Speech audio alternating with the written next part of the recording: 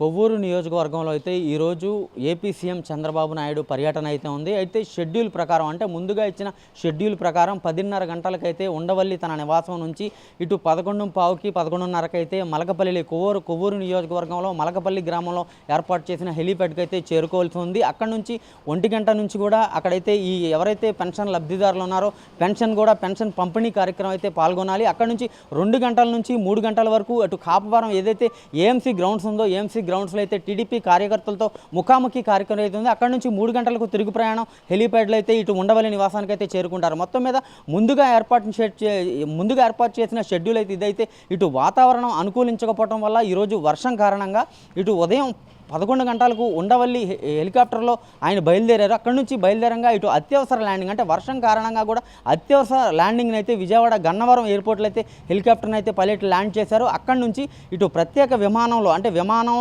ఈ వాతావరణానికి అనుకూలించి టేకాఫ్ అయ్యే పరిస్థితులు ఉంటే విమానంలో రాజమండ్రి ఎయిర్పోర్టుకు చేరుకొని అక్కడి నుంచి మలకపల్లి గ్రామానికి చేరుకుంటారని అధికారులు అయితే ఇప్పటికే సమాచారం అందిస్తున్నారు. అంటే మొత్తం మీద ఇప్పుడు షెడ్యూల్ ప్రకారం ఇప్పటికే కొవ్వూరు నియోజకవర్గంలో ఉండాల్సిన చంద్రబాబు నాయుడు అయితే ఇప్పటికీ ఇంకా 1-2 గంటలు లేట్ అవుతుందని చెప్తున్నారు.